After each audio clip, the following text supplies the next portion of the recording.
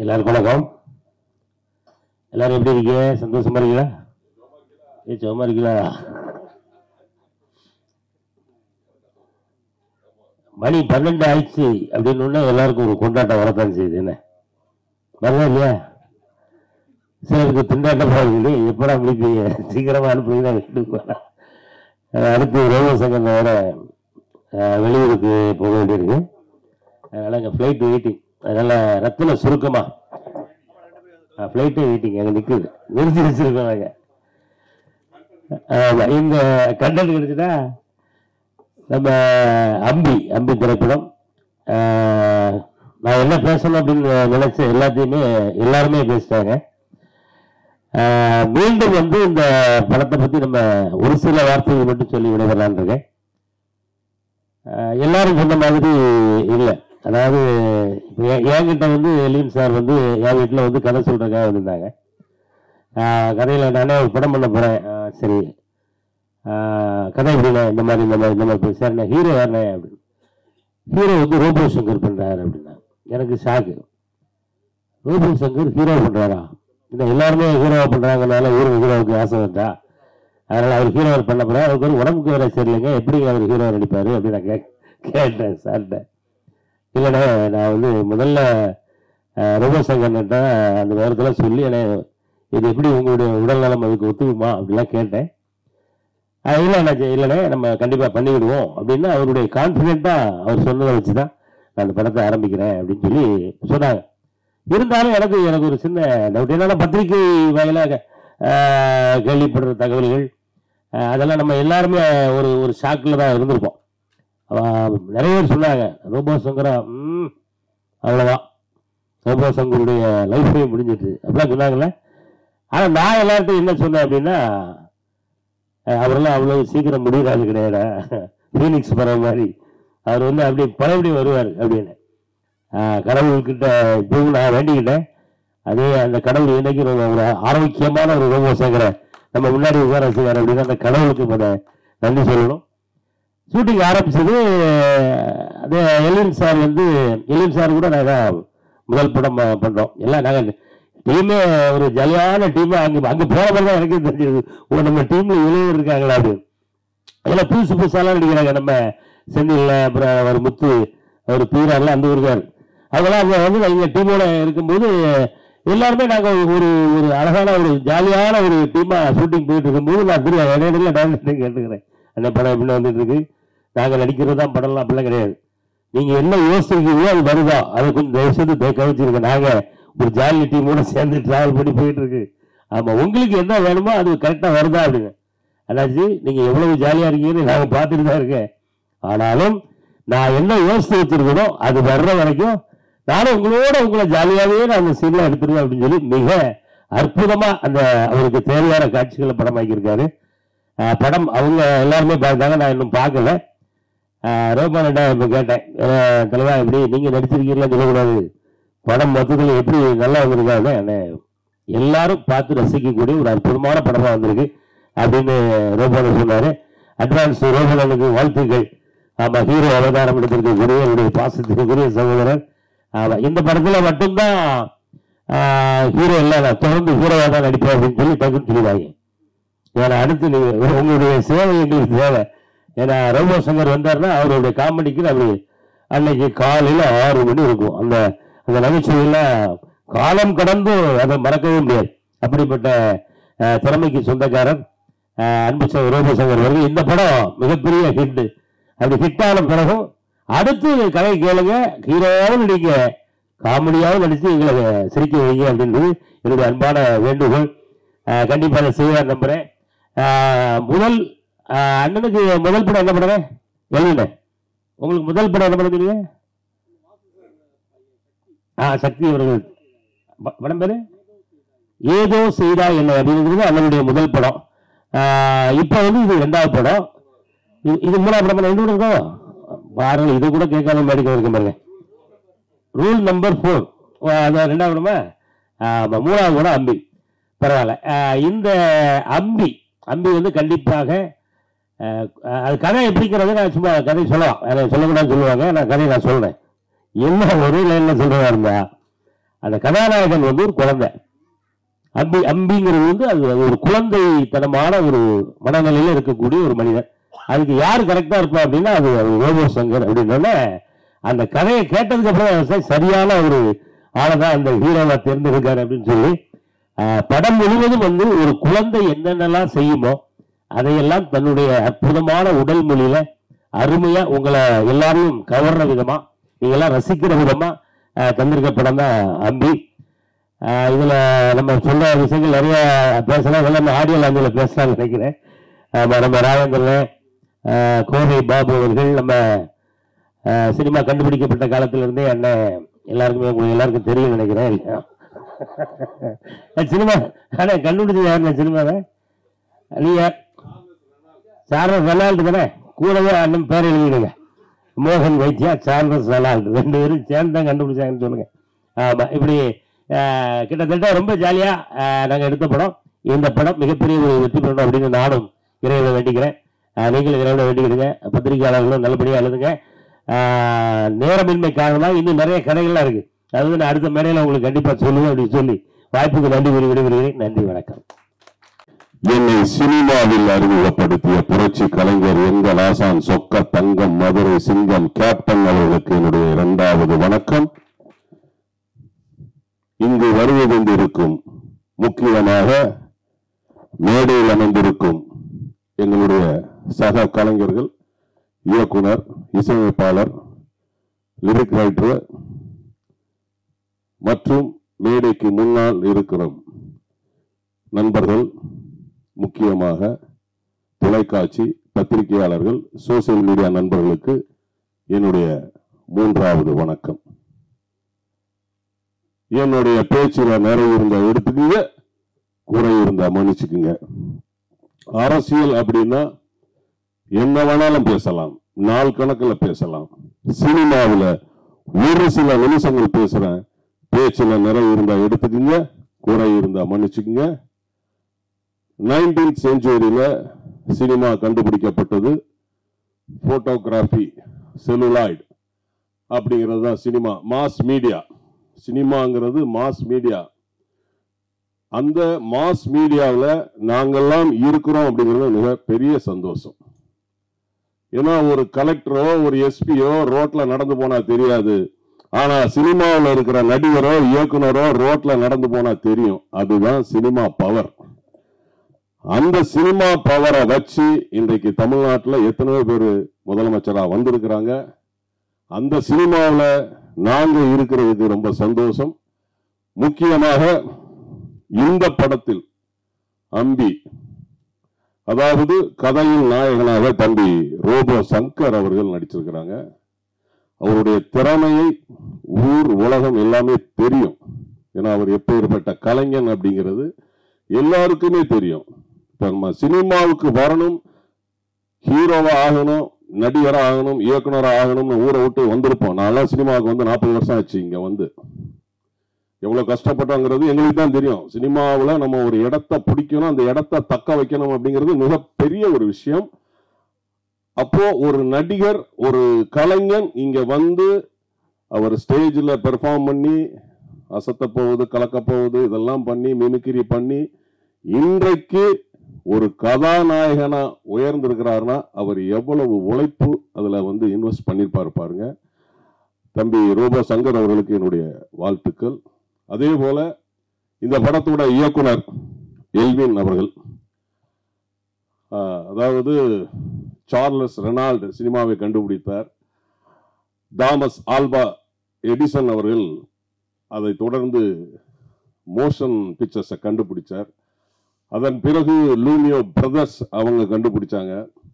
அப்புறம் இந்தியாவில் தாதா சாஹிப் பால்கே, அந்த பேர் வரிசையில போசர் ஜே எல்வின். அருமையான ஒரு இயக்குனர். நான் ஒரு 178 இயக்குனர்கிட்ட பணி செஞ்சிருக்கிறேன். தமிழ், தெலுங்கு, மலையாளம், கன்னடம், இந்தி ஆகிய 5 மொழிகளிலும் 260 படம், 178 டைரக்டர்கிட்ட நான் வந்துட்டு வேலை செஞ்சிருக்கிறேன். எந்த ஒரு டென்ஷனும் இல்லாம, எதையும் போட்டு குழப்பிக்காம சிரிச்சுக்கிட்டே வேலை வாங்குற இயக்குனர் நம்மளுடைய இயக்குனர் எல்வின் அவர்கள். ஏன்னா தயாரிப்பாளரும் அவங்க மிஸ்ஸஸ் தான். ஒரு தயாரிப்பாளர் மிஸ்ஸஸ்னாலும் இவர் தான் அதுல ஃபுல் எஃபர்ட் போடணும். ஒரு தயாரிப்பாளருக்கு எவ்வளவு கஷ்டம் இருக்குங்கிறது எனக்கு தெரியும். நான் 2000 ஒரு படம் பண்ணேன், காதலே என் காதலே அப்படின்னு ஒரு படம் ப்ரொடியூஸ் பண்ணேன். 2006 ஒரு படம் ப்ரொடியூஸ் பண்ணேன். ஸ்டேட் அவார்டு மட்டும்தான் வாங்கிச்சு, மற்றபடி பணம்லாம் வரல. அந்த படம் எடுக்கிறதுக்கு பணம் எவ்வளவு கஷ்டம். அவரே தயாரிப்பாளர், அவரே இயக்குனர். அப்ப எவ்வளவு கஷ்டப்பட்டு ஒரு படத்தை எடுத்து இன்னைக்கு அந்த படத்தை ரிலீஸ் 9ஆம் தேதி ரிலீஸ் பண்றாருங்கிறது சாதாரண விஷயம் கிடையாது. சாதாரண விஷயம் கிடையாது. ஒரு குழந்தைய நம்ம பெத்து எடுத்து அதை படிக்க வச்சு, அதை டாக்டருக்கு படிக்க வச்சு, அதுக்கப்புறம் நம்ம ஒரு சந்தோஷம் வரும் பாருங்க. அந்த சந்தோஷம் நிச்சயமாக 9ஆம் தேதி காலையில முதல் ஷோல அவருக்கு வரும். நிச்சயமா வரும். ஏன்னா எவர் கிரீன் காமெடிங்கிறது எப்போதுமே காமெடி ஜெயிக்கும். அதுக்கு உதாரணம் நம்மளுடைய சுந்தர் சி சார் கூட எடுத்துக்கலாம். எத்தனையோ புதுமுக இயக்குநர்கள் இன்னைக்கு வந்தாலும் கடந்த 30 வருஷமா இன்னைக்கு எவர்கிரீனா இருந்துட்டு இருக்காரு பாருங்க, இந்த காமெடியை கையில வச்சுக்கிட்டு. அதே போல நம்மளுடைய எல்வின் சார் காமெடிக்கு முக்கியத்துவம் கொடுத்து, அது மட்டும் கிடையாது, கதைக்கு முக்கியத்துவம் கொடுத்து கதையின் நாயகனாக தம்பி ரோபோ சங்கர் நடிச்சிருக்கிறார். ஒரு கிராமத்துல ஒரு இளைஞன் எப்படிலாம் இருப்பாரு, எப்படி வெள்ளந்தியா இருப்பாரு அப்படிங்கிறதுலாம் தம்பி ரோபோ சங்கர் இதுல அருமையா வாழ்ந்திருக்கிறார். ஏன்னா நான் என்னைய இந்த படத்துல ஒரு வித்தியாசமான ஒரு பரிமாணத்துல இயக்குனர் என்னைய காட்டியிருக்கிறார். அவருக்கு என்னுடைய நன்றி இந்த நேரத்தில் தெரிவிச்சுக்கிறேன். அதை இப்ப சொன்னா தெரியாது, நீங்க படத்துல பாருங்க, அந்த காமெடி வேற லெவல்ல இருக்கும். இந்த படத்துக்கு பிறகு எனக்கு நிறைய காமெடி கேரக்டர்ஸ் வரும். அதுக்கு இயக்குனருக்கு என்னுடைய நன்றியை நான் தெரிவிச்சுக்கிறேன். இந்த படத்துல பாத்தீங்கன்னா நிறைய காமெடி பட்டாளங்கள். அதுல அண்ணாச்சி இமான் அண்ணாச்சி இருக்கிறாப்புல, அண்ணன் கஞ்சாகர் பண்ண இருக்கிறாப்புல, நம்ம கோவை பாபு இருக்கிறாரு, எங்களுடைய மூத்தவர் தூர்தர்ஷன் தோன்றிய காலத்திலிருந்து இருக்கிற அண்ணன் மோகன் வைத்தியா இருக்கிறாரு. நல்லா கஞ்சாகர் பண்ண நல்லா பலமா கைப்பற்றுங்க. சீனியர் மோஸ்ட் அவரு. அப்புறம் பாத்தீங்கன்னா ரமேஷ் கண்ணா சார் இருக்கிறாரு, நமோ நாராயணன் இருக்கிறாங்க. சோ என்ன இந்த படத்துல ஒரு எப்படி உளவு காமெடி நடிகர்கள் இருக்கும்போது என்ன எப்படி ஒரு நம்ம எப்பவுமே போலீஸா தானே நடிப்போம். 206 படம் நடிச்சிருக்கிறோம். அதுல 200 படம் போலீஸ். ரொம்ப ஈஸி போலீஸா நடிக்கிறது. போனோமா குரலா உயர்த்தி பேசுறோமா, 2 அடி அடிச்சோமா, ரொம்ப ஈஸி. பட் இதுல நான் போலீஸா தான் பண்ணியிருக்கிறேன். ஆனா அதுல நம்மள எப்படி காமெடியா வேலை வாங்கியிருக்காருன்னா உண்மையிலே டைரக்டர் அவர்களுக்கு என்னுடைய நன்றி, மிகப்பெரிய ஒரு வாழ்த்துக்கள். வரும்போது அண்ணாச்சி இமான் அண்ணாச்சி சொன்னாங்க, நீங்க சினிமாவை சம்பந்தம் இல்லாம வேற ஏதாவது பேசுங்க அப்படின்னு சொல்லி. அதுதான் ட்ரெண்ட், அதான் கண்டென்ட். கேட்டாப்புல கோவை பாபு அவர்கள் கேட்டாரு, என்னன்னா மீசையெல்லாம் எடுத்துட்டீங்க, ஒரு மாதிரி வித்தியாசமா இருக்கிறீங்க அப்படின்னு. மற்றவங்க எல்லாம் ஜனநாயகன் ஒரு படத்துல நடிக்கும் போது நான் மக்கள் நாயகன் ஒரு படத்துல நடிக்கிறேன், அதுக்காக இந்த மீசையை எடுத்துட்டேன். அண்ணாச்சி கண்டென்ட் வந்துச்சா? அவரு ஜனநாயகன் நடிச்சிட்டு இருக்காரு, நான் மக்கள் நாயகன் ஒரு படத்துல, அதே சங்கராபுரத்துல தான் சார் எங்களை எங்க கூட்டு போனாரோ அதே சங்கராபுரத்துல மக்கள் நாயகன் ஒரு படத்துல விவசாயியா நடிச்சிருக்கிறேன். அந்த டைரக்டர் சொல்லிட்டாரு, மீசை ஈசை எல்லாம் எடுத்துருக்க, எடுத்துட்டு வெள்ளதாடி எல்லாம் வேணும். ஏற்கனவே ஒரு ஷெட்யூல் முடிச்சுட்டு வந்துட்டேன். இப்போ 4 நாள் கழிச்சு ஒரு ஷெட்யூல் போறேன். ரொம்ப கஷ்டமா இருக்கு. ஏன்னா ஒரு சில இதுல மீசை கண்டினியூட்டி, ஒரு இதுல மீசை கிடையாது. சோ அவரு ஜனநாயகன் நடிக்கும் போது நம்ம என்ன மக்கள் நாயகன் நடிக்க கூடாதா? கண்டென்ட் வந்துச்சு உங்களுக்கு எல்லாம். நான் எப்போதுமே ஒரு மேடையில முடிச்சுட்டு போகும்போது எங்க தலைவர் கேப்டனை பத்தி நான் சொல்லுவேன். கேப்டனை பத்தி டிசம்பர் 28 அப்பதான் தெரிஞ்சது பாதி பேருக்கு. ஒருத்தருடைய அருமை இருக்கும்போது தெரியாது, அவர் இல்லாத போதுதான் அவருடைய அருமை தெரியும். எனக்கு தெரிஞ்சு 1.5 கோடி பேருக்கு அவர் நன்மை செஞ்சிருக்கிறார், உதவி செஞ்சிருக்கிறார். பட் தெரியாம எத்தனையோ பேருக்கு செஞ்சிருக்கிறார். செஞ்ச உதவியை சொல்லி காட்ட மாட்டார் புரட்சி கலைஞர். யாரையுமே மரியாதை இல்லாம பேச மாட்டார். எப்போதுமே நான் எந்த மேடையா இருந்தாலும் அவரை பத்தி ஒரு சில வார்த்தைகள் சொல்லிட்டு தான் போவேன். தலைவர் கேப்டன் அவர்கள் தைரியமானவர், அது உங்களுக்கும் தெரியும். சட்டசபையிலேயே நம்ம பார்த்திருக்கிறோம். அவர் தைரியம் யாருக்குமே வராது.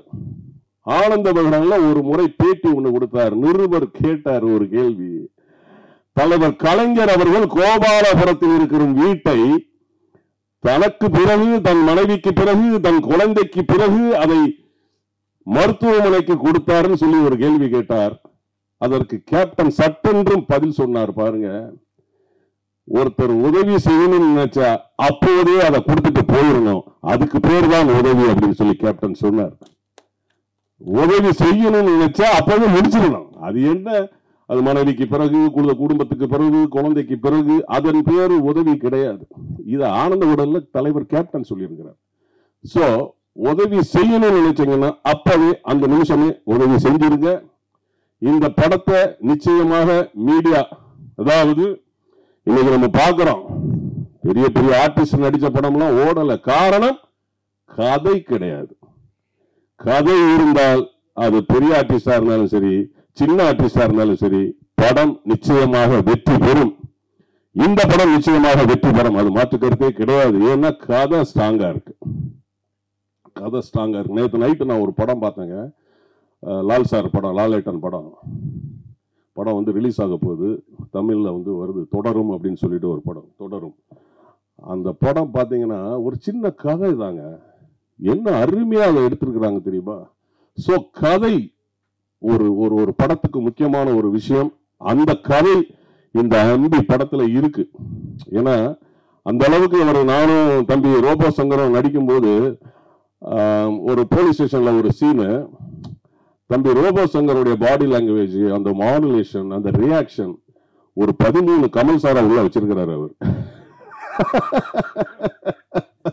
ஏன்னா அவர் வந்து நான் எப்படி கேப்டனோட விசுவாசி, கேப்டனுடைய ரசிகரோ, அதே மாதிரி அவர் கமல் சாரோட விசுவாசி ரசிகர். அந்த லுக்கு, அந்த வாய் கோணிட்டு போறது, அதெல்லாம் வந்து பாத்தீங்கன்னா ஒரு 13 கமல் சார் உள்ள இருக்கார். கமல் சார கிட்ட கிட்ட கிட்ட இருந்து பார்த்து பார்த்து பார்த்து ரசிச்சு அவ்வளவு கமல் சார உள்ள இழுத்து வச்சிருக்கிறார். சோ இந்த படத்துக்கு நீங்க நிச்சயமா சப்போர்ட் பண்ணணும், பண்ணுவீங்கன்னு நினைக்கிறேன். உங்களுடைய ஆதரவு எப்போதுமே வேணும். ரசிகர்கள் அனைவரும் இந்த படத்தை தியேட்டர்ல போய் பாருங்க. ஒரு நல்ல இயக்குனர் நம்ம தமிழ் சினிமா ஏற்கனவே ஒரு படம் பண்ணியிருக்கிறார். இந்த படத்தின் மூலமாக, ஏன்னா பழைய காலங்கள்ல நம்ம பார்த்திருக்கோம், காதலிக்க நேரமில்லை, உத்தரவண்டி உள்ளேவா, கலட்டா கல்யாணம், காரோட்டி கண்ணன், அப்படியே வந்து பாத்தீங்கன்னா இப்ப சுந்தர் சி சார் படம் வரைக்கும் பாத்தீங்கன்னா நகைச்சுவை, நாகேஷ் சார் நடிச்ச படங்கள் ஆகட்டும், அப்புறம் வந்து பாத்தீங்கன்னா உள்ளத்தை அள்ளித்தான், இப்போ வந்து நம்ம கார்த்தி சார் படம், எதுனாலும் சரி நகைச்சுவை அப்படின்னாலே அது எல்லாருடைய வாழ்க்கையிலும் கலந்தது. இந்த படமும் அப்படிதான், நிச்சயமாக வெற்றி பெறும். என்னுடைய பேச்சில் நிறைய இருந்தா எடுத்துக்கங்க, குறை இருந்தா மன்னிச்சுக்கங்க. நன்றி, வணக்கம். ஃபர்ஸ்ட் வந்து ஆடிஷன்லாம் எடுக்கணும். இந்த படம், இந்த கேரக்டர் வந்து அக்கா கேரக்டர் வந்து ரொம்ப இம்பார்ட்டண்ட்டான கேரக்டர். நீங்க ஃபேமிலியா ஒரு 4 சிஸ்டர்ஸ் பண்ணணும், மதரோட சேர்ந்து. அதுக்கு அடுத்த நாள் பேசிட்டு ஃபோன் மட்டும் பேசிட்டு சொன்னாரு, இல்ல I think you are the right choice, நீங்க வந்துருங்க அப்படின்னாரு.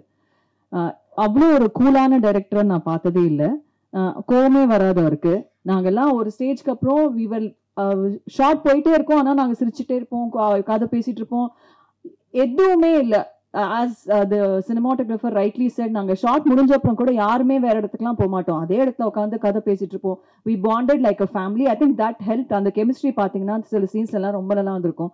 அண்ட் திரையுலகின் காமெடி ஜெயன்ஸ் இங்க உட்காந்துட்டு இருக்காங்க, ரொம்ப சீனியர் ஆர்டிஸ்ட்லாம் உட்காந்துட்டு இருக்காங்க. அவங்க கூட to share screen space with such people, I think I am really very blessed. Thank you Elvin sir for this wonderful opportunity. Robo Shankar sir கூட நாங்கள் அந்த வீட்டில் அந்த சீன்ஸ்லாம் பண்ணும்போது எங்களை அறியாமே சிரிச்சிருவோம். ஏன்னா you know what a comedy giant he is. அவருடைய டைமிங்லாம் எங்களுக்கு அவர் பார்த்தோடனே அப்படியே எங்களை அறியாமலே நாங்கள் சிரிச்சிருவோம். கட்டன்ஸ் அப்புறம் கூட சில நேரத்தில் சிரிச்சுட்டே இருந்தோம். நாங்கள் அவ்வளோ we had so much of fun during the filming. And மோகன் வைத்யா சார், கஞ்சா கருப்பண்ண, எல்லாருமே, இமான் அண்ணாச்சி, அவங்க கூட எல்லாம் நான் நடிக்கல, எங்களுக்கு சீன்ஸ் இல்லை. பட் ஓவரால் இந்த ஃபிலிம் பார்த்தீங்கன்னா ஒரு சம்மர் ட்ரீட். எல்லாருமே ஃபேமிலியாக வந்து ஜாலியாக சிரிச்சுட்டு போகலாம். No baggage, no emotional baggage, no serious drama, fun and fun. So ஒரு சம்மர் ட்ரீட், ஐடியல் ட்ரீட். கண்டிப்பாக எல்லாரும் வந்து பாருங்க, இந்த மூவியை சப்போர்ட் பண்ணுங்க. It will be a huge thing for all of us. And thank you for this wonderful opportunity. Thank you. எல்லாருக்கும் மேடையில் அமர்ந்திருக்கும் இயக்குனர், என்னுடைய உறவினர், அதே மாதிரி என் பக்கத்து ஊர் ரோபோ சங்கர் அவர்களுக்கு படத்துல ஹீரோவாகவே இருந்திருக்காரு. நான் நண்பராகவே இன்ன வரைக்கும் பார்த்துக்கிட்டு இருக்கேன். அவருக்கு நன்றியை சொல்லிக்கிறேன், இயக்குனருக்கு நன்றியை சொல்லிக்கிறேன். அதே மாதிரி அண்ணாச்சி போனாலே அந்த இடம் ரொம்ப சிறப்பாக இருக்கும். ஓட்டலும் நாட்டுக்கூலி இருக்கும் இல்லையா, அவங்களை அடிக்க வச்சு சமைச்சே கொண்டு வந்துடுவார். அதே மாதிரி இவன் மூத்தவன் பெரியவன் மோகன் வைத்தியா, அவனுக்கு நன்றியை சொல்லிக்கிறேன். அதே மாதிரி நீஜ ராஜேந்திரன், அதே மாதிரி கோவில் பாபு, அப்புறம் ராஜா, இது கேமராமேன், எங்களை ரொம்ப அழகா அந்த படத்துல காட்டியிருக்காரு. நீங்க பேசுறதாக டைலாக் டைரக்டர் எழுதி கொடுக்குறதா பேச மாட்டிய உங்க நோக்கத்துக்கு பேசுறீங்க அப்படின்னு சொல்லுவாரு. வீரன் சாரை பத்தி நான் நிறைய சொல்லணும். ஏன்னா நல்ல ஒரு மனிதர். ஒரு மணியா இருந்தாலும் போன் எடுத்து அண்ணன் உங்களுக்கு சாப்பாடு வந்துருச்சா, நீங்க சாப்பிட்டீங்களா அப்படின்னு கேட்பாரு. அப்ப நான் சொல்லுவேன், அவர்கிட்ட சில நிறைய குறைகளை சொல்லுவேன். எனக்கு சாப்பாடு வந்துருச்சு, மோகன் வைத்தியா பெரியவனுக்கு தான் சாப்பாடு இல்லை, வேணுமா அவனுக்கு கொடுத்து விடுங்க, சண்டை போட்டுக்கிட்டு இருக்கேன் அப்படின்னு சொல்லி நான் சொல்லுவேன். அப்படி அதே மாதிரி மியூசிக் டைரக்டர் சொல்லிக்கிறவங்க, அதை அவரை மறந்துட்டு தப்பா நினைச்சுக்கிறாங்க, நல்ல பாடல்கள் கொடுத்துருக்காரு.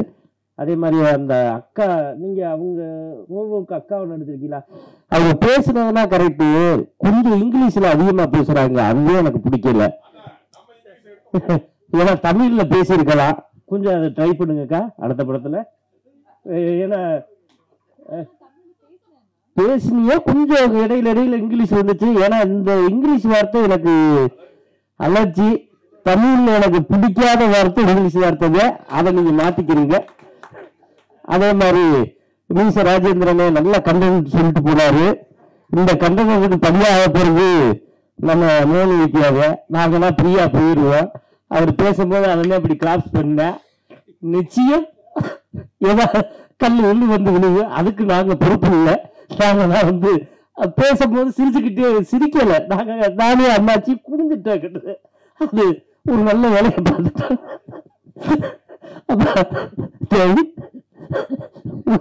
இந்த ஆடியோ லாட்சி வரைக்கும் கூட்டிட்டு வந்து பழி கடுப்பு பாக்குறாங்க. நல்ல இருப்பா, சுண்டல் எல்லாம் வாங்கி கொடுத்துட்டு சாப்பிடு, தண்ணியை குடி, வேற என்ன சாப்பாடு வேணுமோ கேளு, வாங்கி கொடுத்துரு. இந்த படத்தை பத்தி பேசணும்ல நிறைய பேசுது. ஏன்னா சாருடைய மனைவி ப்ரொடியூசரா இருக்காங்க. அவங்க உண்மையிலே எல்லாரும் மனைவியை ஒரு டாக்டர் ஆக்கி பார்க்கணும், கலெக்டர் ஆக்கி பார்க்கணும்னு ஆசைப்படுறாங்க. ஆனா முதல் முறையா மனைவி ஒரு தயாரிப்பாளர் ஆக்கியிருக்காரு. இன்னும் அவர் மனைவி ஒரு டைரக்டராகவும் அவர் கொண்டுகிட்டு வரணும்னு நான் கடவுள்கிட்ட வேண்டிக்கிறேன். ஏன்னா அவங்கன்னா டைரக்டரா வந்தாங்கன்னா இவங்கள மாதிரி ஆளுகளுக்கு நிறைய வேலை கொடுப்பாங்க. எனக்கு கொடுக்குறீங்களோ இல்லையோ, என்னுடைய செல்லமானவங்க மூத்தவனுக்கு மோகன் வைத்தியாவுக்கு நிறைய படம் கிடைக்கணும்னு நான் அந்த கடவுள்கிட்ட வேண்டிக்கிறேன். இந்த அம்பி படத்தை பார்த்துட்டு நிறைய படம் அவரை கூப்பிட்டு இருக்கிற இயக்குநர்களா கமிட் பண்ணுங்க, அதோட சேர்த்து எங்களையும் கமிட் பண்ணிக்கிறீங்க. நன்றி, வணக்கம். காலை வணக்கம், மதிய வணக்கம் ஆயிடுச்சு இப்போ. ஏன்னா ஒரு 5 நாள் டே நைட் ஷூட்டு, இப்போ கூட சாங் ஷூட் முடிச்சுட்டு அப்படியே வர்றேன், திரும்ப கோயம்புத்தூர் போகிறேன். அதனால் எப்படின்னா ஒரு 3 வருஷமா ஒரு வண்டி அப்படியே அடப்பட்டு கிடந்து அதை எஃப்சி பண்ணி அதை சர்வீஸ் பண்ணி அதுக்கப்புறம் டேக் ஓவர் ஆனால் எப்படி இருக்குமோ அந்த மாதிரி தான் நிகழ்வு. ஸோ ஒரு 2 வருஷம் ரொம்ப சிக்காக இருந்து ஜாண்டிஸில் படுத்திருந்து அதுக்கப்புறம் எனக்கு ஒரு பெரிய ஒரு லைஃப் கொடுத்ததுன்னா என்னுடைய அன்பு இயக்குனர், நான் செல்லம்மா வாத்தியார்னு கூப்பிடுவேன். இதற்கு தான் ஆசைப்பட்ட பாலகுமாரா, இந்த மாதிரி நிறைய ரௌத்திரம், நிறைய வெற்றி படங்களை கொடுத்த கோபு சார், சிங்கப்பூர் சலோனில் எனக்கு ஒரு பெரிய என்ட்ரி கொடுத்தாரு. அதுக்கு பிறகு நிறைய மேடைகளில் ஒரு நகைச்சுவை நாயகனாக உயரமாக இருந்த என்ன சென்ட்ரிஃபையர் ஆக்கிய இயக்குனருக்கு மனமார்ந்த நன்றி. ஏன்னா அவர் கதை சொல்லும்போது முதல்ல அவர் எனக்கு கதை சொல்லும்போது நாங்கள் 2 பேரும் டிஸ்கஸ் பண்ணிக்கிட்டது எந்த ஹீரோவை போடலாம் அப்படின்னு அவர் கேட்டார். ஆர்யா, ஜீவா, யார்கிட்ட போய் கதை சொல்லுங்க அப்படின்னு. ஆனால் அதே கதையை வேண்டின்னு சொல்லி என்ன ஹீரோ வரணும் எனக்கு தெரியாது. அதுக்கப்புறம் ஒரு பெரிய ஒரு பரிமாணத்தை கொடுத்து வந்து இயக்குநருக்கு மனமார்ந்த நன்றி. தயாரிப்பாளர் சகோதரி பிரசாந்தினி அவங்களுடைய மனைவி, அவங்களுக்கு ரொம்ப ரொம்ப நன்றி. அதே மாதிரி என் கூட பயணித்து இந்த படத்துக்கு உறுதுணையாக இருந்த இதை அவ்வளோ அழகாக பார்த்துக்கிட்ட மேடையில் இருக்கக்கூடிய ஒட்டுமொத்த கலைஞர்களுக்கும் மனமார்ந்த நன்றி. மீடியா பொறுப்பு நீங்கள் இல்லைன்னா வந்து எதுவுமே சாத்தியம் கிடையாது. ஏன்னா நிறைய விஷயங்கள் உங்கள் முன்னாடி நான் வந்து பெர்ஃபார்ம் பண்ணியிருக்கேன், பேசியிருக்கேன். பட் இன்னைக்கு அதை தாண்டி கிட்டத்தட்ட நானும் சினிமாவுக்கு வந்து 2002 2001 கிட்டத்தட்ட 25 வருட காலத்துக்கு பிறகு ஒரு மேடை கலைஞனாக இருந்து நகைச்சுவை கலைஞன், mimicry artist, dancer, anchor, performer இப்படிலாம் தாண்டி இந்த படத்தில் வந்து கதையின் நாயகன். அவ்வளோதான், ஹீரோலாம் கிடையாது, கதையின் நான் எப்பயுமே அடிக்கடி சொல்கிறது தான். நம்ம வந்து எப்பயுமே டெல்லி கணேஷ், ஒரு வி.கே. ராமசாமி, ஒரு விஜயராமூர்த்தி, இதுதான் என்னுடைய மெயின் தாட்டு. அதுதான் அந்த வண்டி தான் வந்து 85 வரை ஓடும். 85 வயசு வரை அந்த வாட்டுக்கு போய்கிட்டே இருக்கும், பிரச்சனையே கிடையாது. ஹீரோன்னு போயிட்டு நீங்கள் சொன்ன மாதிரி அடுத்து நான் ஹீரோவாகத்தான் பண்ணுவேன், தலை ஹீரோவாகத்தான் குதிப்பேன் அப்படின்னா அது இந்த படத்துக்கு கதையின் நாயகன். அதனால ரொம்ப ரொம்ப சந்தோஷம். நான் பிறந்த கண்டிஷனில் என்னால் ஒரு 10 நிமிஷம் வெயில் நிற்க முடியாது, கேராகிடுவேன். எனக்கு டயத்துக்கு அந்த மருந்து கொடுக்கணும், நாட்டு மருந்து, கஷாயம். இப்போ வரையும் அந்த மருந்து எடுத்துக்கிட்டு தான் இருக்கேன். எனக்கு கிட்டத்தட்ட ஒரு 3 வருஷம் எடுத்துக்கணும் அப்படின்னு சொன்னாங்க. இப்போ வரையும் பத்திய சாப்பாடு தான். வீட்டில் இருந்து ஷூட்டிங் போனால் கூட, ப்ரோக்ராம் போனால் கூட வீட்டில் இருந்து அந்த பழைய கஞ்சி, வெங்காயம், இதுதான் என்னுடைய சாப்பாடு.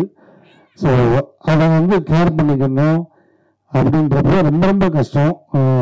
அதை தாண்டி பொதுவாக எல்லாத்துக்கும் வந்து எப்படி வந்து இயக்குனருக்கு வந்து மனைவி ரொம்ப சப்போர்ட்டாக இருக்காங்களோ அது மாதிரி என்னை கரம் பிடிச்சதுலேருந்து இந்த நிமிடம் வரை என்னை பத்திரமா வந்து பார்த்துக்கிட்டு டயத்துக்கு என்ன வேணுமோ கொடுத்து என்னை அழகாக பார்த்துக்கிட்டு என்னை மிகப்பெரிய பெரிய ஒரு டேக் ஓவர் பண்ணி மீண்டும் மறுபடியும் ஒரு எல்லாரும் அண்ணாச்சி சொன்ன மாதிரி ரூபசங்கருக்கு முடிஞ்சு இனிமேல் அவ்வளோதான் காதுக்கு கேட்டிருக்கேன். நல்ல சினிமா வட்டாரத்தில் அடுத்து ரூபகம் போல அவ்வளோதான் அப்படின்லாம் பேசியிருக்காங்க.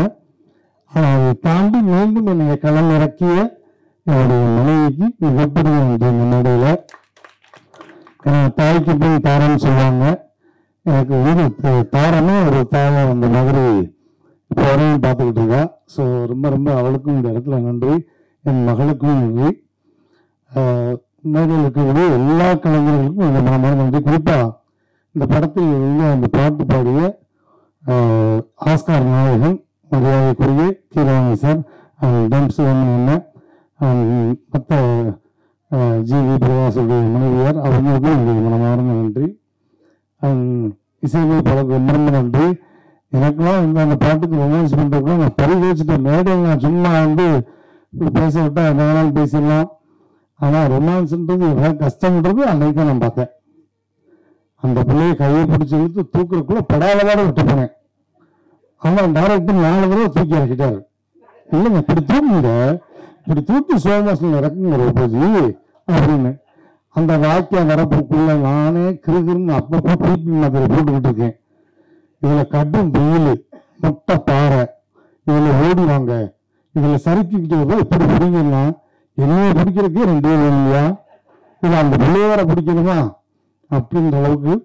பட் அதையும் தாண்டி ரொம்ப அழகாக அந்த ஊர் மக்களுக்கு மனமார்ந்த நன்றி. ஏன்னா எனக்கு வந்து அடுத்த ஹீரோவாக ஒரு பரிணாமம் அப்படிங்கும்போது சங்கர் என்ற பெயருக்கு ஏற்ற மாதிரி சங்கராபுரம் அந்த ஊர் மக்கள் அவ்வளோ அழகாக பார்த்துக்கிட்டாங்க. என்ன மட்டும் இல்லை, ஹோல் டீமே சாப்பாடுல இருந்து எல்லாமே அவ்வளவு அழகாக பார்த்துக்கிட்டாங்க. அந்த ஊர் மக்களுக்கு நன்றி. அதே மாதிரி நிறைய மேடையெல்லாம் ஒருத்தருக்கு நன்றி சொல்லுவேன். இந்த மேடையிலும் அவருக்கும் நான் நன்றி சொல்லுவாங்க. ஏன்னா கலக்கப்போவது யாரு அப்படிங்கிற ஒரு நிகழ்ச்சி வரும்பொழுது நான் வந்து மேடை கிளம்புனா அவ்வளோ பிஸி. நான் இதுவரை கிட்டத்தட்ட மேடையில் மைக் பிடிச்சி இதோட 33 ஆண்டுகள் ஆகுது. 33 வருஷம் கடந்து மேடையில் மைக் பிடிச்சி நிகழ்ச்சி பண்ணிட்டு இருக்கேன். கிட்டத்தட்ட 18,000 மேடைகளுக்கு நான் நிகழ்ச்சி பண்ணிட்டேன். அப்படி பிஸி, ஒரு நாளைக்கு 9 ஷோ 10 ஷோ பண்ண ஒரே ஆளாக தான் இருப்பேன்னு நினைக்கிறேன். அப்போலாம் ஏன்னா ½ ஹவருக்கு ஒரு ஸ்டேஜ். காலையில் சாயங்காலம் 6 மணிக்கு வரணும்னா நைட்டு 2 மணிக்குள்ள 10 ஷோ முடிச்சுட்டு வந்துடுவேன். சம்பளம் 100 ரூபா 150 ரூபா தான். ஆனால் 10 ஷோ முடிச்சுட்டு விடியகாலம் 4 மணிக்கு தான் வீட்டுக்கு வருவேன். அவ்வளோ பிஸியாக இருக்கும்போது இப்போ கலக்கப்பு யாரும் அப்படிங்கிற ஒரு நிகழ்ச்சி வந்து ஆரம்பிக்க போகிறாங்க விஜய் தொலைக்காட்சியில். அப்போ எனக்கு அதுதான் பாஸ்கரன் பாஸ்கரன் வந்து 2 வருஷம் பழக்கம்.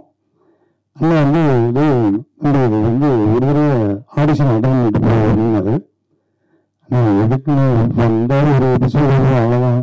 ஆனால் நேரத்தை விட்டுட்டா ஒரு 3 நிகழ்ச்சி பண்ணி எனக்கு 300 ரூபா வந்துருந்தேன். நான் போகிறேன்னு அப்படின்னு இல்லைடா ஒரு 5 நிமிஷம் ஆடிஷன் மட்டும் அட்டன் பண்ணிட்டு போய் கனல் சார் மாதிரி விஜயகாந்த் சார் மாதிரி பேசிட்டு மட்டும் போகும். அதுக்கப்புறம் மருந்து விளையாட பார்த்துக்கலாம். என்னை கையை பிடிச்சி தரத்தன்னு ஒரு ஸ்கூல் பிள்ளைகளை கொண்டு விடுற மாதிரி என்னை உள்ள தள்ளி விட்டு ஒரு 5 நிமிஷம் பெர்ஃபார்மன்ஸ் வச்சாரு. அந்த 5 நிமிடம் பெர்ஃபார்மன்ஸ் தான் அதுக்கப்புறம் இன்றைக்கு இந்த மேடை நிற்கிற வரையும் என்னை வந்து உலகம் ஃபுல்லாக காமிச்சிருக்கேன். அதுக்கு காரணம் பாஸ்கரன். வந்து ஃபைட் மாஸ்டர். நமக்கு ஒரு ஃபைட்டுக்கும் சம்பந்தமே கிடையாது. இருந்தாலும் ஒரே நாளில் அவ்வளோ அழகா இவருக்கு என்ன வரும் அப்படின்றத புரிஞ்சுக்கிட்டு அவ்வளோ அழகாக கம்போஸ் பண்ணாரு. ஸோ ஃபைட் மாஸ்டருக்கு என்னுடைய மனமார்ந்த நன்றி. டான்ஸ் மாஸ்டர் எல்லாருக்கும் மனமார்ந்த நன்றி. ஃபைனலாக வந்து என்ன சொன்னோம்னா, நான் உடல் உயிர் மூச்சு எல்லாம் எப்பவுமே அண்ணன் எப்படி சொன்னாலும் அது மாதிரி தான். எங்கள் ஆண்டவர் பத்மஸ்ரீ டாக்டர் கமலுக்காக உடல் மண்ணுக்கு உயிர் கமலுக்கு அப்படிதான் நான் எப்பவுமே பேசுவேன். ஸோ ஃபர்ஸ்ட் லுக்ல இருந்து எல்லாமே ரிலீஸ் பண்ணி அவ்வளோ சப்போர்ட்டிவாக எனக்கு கேட்ட உடனே பண்ணி கொடுத்தாரு. என் மகள் கல்யாணத்துக்குமே வந்து எங்கேயோ பிரச்சாரத்தில் இருந்து எனக்காக சிரத்தை எடுத்து வந்து அந்த மேடையில் நின்று அவ்வளோ தூரம் பேசிட்டு போனாரு.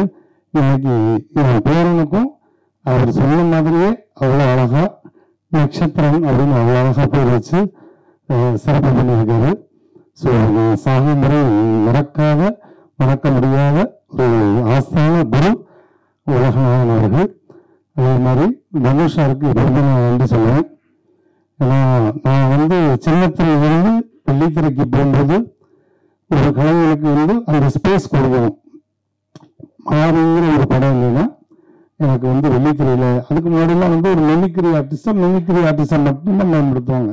நான் நிறைய படங்கள்ல ஒரே ஒரு சீன் கேப்டன் மாதிரி நடிச்சுட்டு வந்தேன். ஒரே ஒரு சீன் நடிகத்தில் மாதிரி இருக்கு சீன் கொண்டு போங்க அப்படிம்பாங்க. ஏன்னா நமக்கான யூனிக் ஒண்ணுமே இல்லையா, நம்மள்கிட்ட இருக்கு, அது எப்படி சொல்றது அப்படின்னு தெரியாம தவிச்சுக்கிட்டு இருந்த காலம் போய் என்னுடைய யூனிக் பாடி லாங்குவேஜை கண்டுபிடிச்சது வந்து கோவிந்த் சார் தான். ஆனா அந்த மாரி திரைப்படத்துல பாலாஜி மோகன் அவர்கள் கூப்பிட்டு இந்த வாய்ப்பு கொடுத்தாங்க. இந்த வாயினுடைய பேசுவாங்க திரைப்படத்துக்கு அப்புறம் சாரோட சேர்ந்து அவ்வளவு ஸ்டாரோட நினைக்கும் போது நம்ம எவ்வளவோ விஷயங்கள் ஆன் தி ஸ்பாட் தான். அந்த படத்துல வரக்கூடிய மாறி 1 மாறி 2 எல்லாமே ஆன் ஸ்பாட்ல நான் போட்ட டைலாக் தான். அது எதையுமே வந்து டப்பிங்லையும் அப்படியே பேசுறது, எதையுமே கரெக்ஷன் பண்ணவே வேண்டாம். அவ்வளோ அழகா அந்த ஸ்பேஸ் கொடுத்து என் லைஃப்லையும் முக்கியமான சில உதவிகளும் பண்ணீங்க. தனுஷ் சார் அவரை வந்து மறந்தேன்னு சொன்னா அன்னைக்கு மதிய உணவு கூட எனக்கு கிடைக்காது. அந்த இடத்துல நான் சமாளிச்சிருக்கேன். ஏன்னா அந்த படத்தில் நடிக்கும் போது நான் அந்த வீடு இவ்வளவு அழகா ஜெல் ஆனா அதுக்கு காரணம் அவருடைய செல்லப்பிள்ளை தான். எப்படி கலை சாருக்கு செல்லப்பிள்ளை அது மாதிரி தனுஷ் சாருக்கு நான் ரொம்ப செல்லப்பிள்ளை. உங்கள்கிட்ட நான் இவ்வளவு தூரம் ஜெல் ஆகிறது காரணம் என்ன தெரியுமா சார், என்னுடைய ராசி தான் சார் அப்படின்னு இருக்கேன். என்ன ராசி அப்படின்னு தனுசு ராசி அப்படின்னாரு. தனுசு ராசின்னு சொன்னேன். ஸோ அந்த மாதிரி எனக்கு ரொம்ப மிகப்பெரிய ஒரு சிச்சுவேஷன்ல மிகப்பெரிய உதவி செஞ்சு இன்னைக்கு நான் வந்து ஹாப்பியா இருக்கேன்னு அது காரணம் தனுஷ் சார் அவர்கள். அவருக்கு எப்பவுமே நன்றி. இந்த படம் வந்து மே 9 வருது. நாங்கள் வந்து ஆஸ்காருக்கு படம் பண்ணல, ஆடியன்ஸுக்கு தான் படம் பண்ணியிருக்கோம். அதனால இந்த மாதிரி கதை உலகத்திலே இல்லை அப்படிலாம் நான் சொல்ல மாட்டேன். வந்தா நல்லா ஜாலியா ஒரு என்டர்டைன்மெண்டா ஃபேமிலியோட சிரிச்சு சந்தோஷமா போகக்கூடிய ஒரு அற்புதமான படம். தொடர்ந்து நான் வந்து காமெடியாக தான் நடிப்பேன், கேரக்டர் தான் நடிப்பேன். இந்த மாதிரி கதையின் நாயகனாக இருக்கும் பட்சத்தில் தான் நடிக்கலாம் ஒழிய நான் எப்பயும் நிறைய முறை கேட்டிருக்காங்க, நீங்க எப்போ ஹீரோ ஆகுங்க, எப்போ ஹீரோ ஆகுங்க. நான் எப்பயுமே மக்கள் மனசுல ஹீரோ ஆகி பல வருஷம் ஆச்சு.